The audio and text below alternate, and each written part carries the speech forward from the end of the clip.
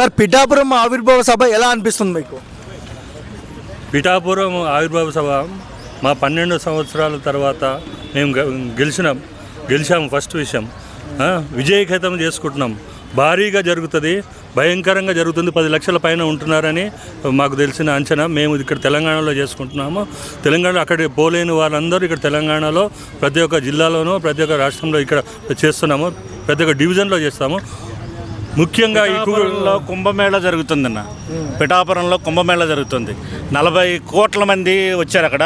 ఇప్పుడు ఇక్కడ 1 కోటి మంది పైగా హాజరవుతారని అంచనా ఉంది మాది. తెలంగాణ నుంచే 1,00,000 మంది వెళ్ళారు.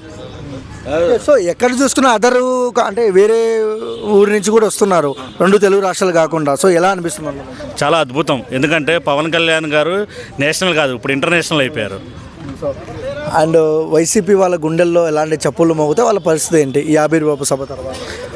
వైసీపీ వాళ్ళకి కింద నుంచి బాంబు పెట్టినట్టుందండి.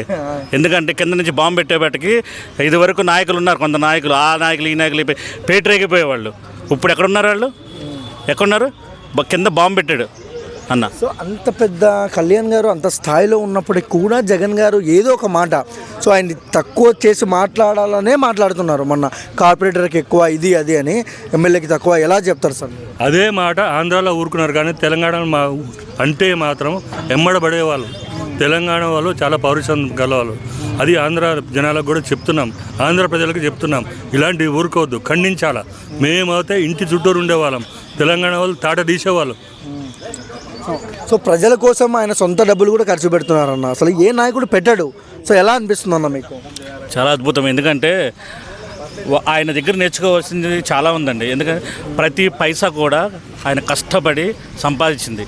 కష్టపడే వాడికే పైసా విలువ తెలుస్తుంది. జన సైనికులు కూడా అంతే. వాళ్ళు ఏ మీటింగ్కి వెళ్ళినా కూడా వాళ్ళ వాటర్ బాటిల్తో సహా వాళ్ళే కొనుక్కొని వాళ్ళతో పైసలు ఖర్చు పెట్టి, ఏదైనా ర్యాలీ జరిగిన ఏం చేయాలి కష్టపడి వాళ్ళ పైసలు దాన్ని కష్టపెట్టి చేస్తూ ఉంటారు. అది ఆ లక్షణాలు పుణికిపుచ్చుకుని ఎక్కడి నుంచి పుణికిపుచ్చుకున్నారంటే పవన్ కళ్యాణ్ దగ్గర నుంచి. ఏ సభ అయినా జరగండి, పవన్ కళ్యాణ్ ఫస్ట్ ముందు ఉంటారు. ఏ సహాయం చేయాలన్నా కూడా పవన్ కళ్యాణ్ ముందు ఉంటారు. తుఫాను వచ్చినా, ఉద్ధృతి వచ్చినా, ఏది వచ్చినా కూడా అన్నింటిలోనూ కోట్ల రూపాయలు ఇస్తూ ఉంటారు. మహిళలకి ముఖ్యంగా చాలామందికి సహాయం చేసిన అలాంటి వాళ్ళ దగ్గర నుంచి మా జన సైనికులు మేము ఎంతో నేర్చుకున్నాము. అందుకే మాకు ఆయన అంటే చాలా ఇష్టం. సో ఎక్కడైనా పార్టీ అంటే మనం ఇంతకుముందు చూసామన్నా, ఒక ప్రెస్ మీట్ కానీ సభ కానీ జరిగితే బిర్యానీ ప్యాకెట్లు, మందులు, డబ్బులు ఇచ్చి తీసుకెళ్తారు. కానీ కళ్యాణ్ గారు ఫ్యాన్స్ అంటే మీలాంటి వాళ్ళు సో మీ సొంత డబ్బులే ఖర్చు పెడతారు. ఎందుకన్నా అలా? ఆయన మీద నవ్వాను. ఎందుకంటే ఒక నిజాయితీ పరుడికి ఉండే ఆత్మవిశ్వాసం, ఒక నిజాయితీ పరుడు వెనకాల ఉండాలంటే కనుక పౌరుషం, హానెస్టీ, నిజాయితీ అన్నీ ఉండాలి. ఆ నిజాయితీ ఉండబట్టే మేము పైసలు ఖర్చు పెట్టగలుగుతాం. సో కళ్యాణ్ గారు అంటే ఎందుకు మీకు ఇంత ప్రేమ ఎందుకన్నా? అసలు అంటే మీ జాబులు కూడా ఒక 2 రోజులు పక్కన పెట్టి ఆయన కోసం పనిచేస్తున్నారు. నిజాయితీ నిబద్ధత కలిగిన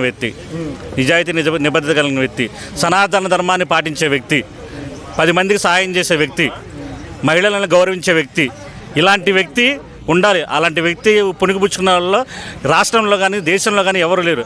అలాంటి వాళ్ళకి మా నాయకుడైనందుకు మేము చాలా గర్వపడుతున్నాం.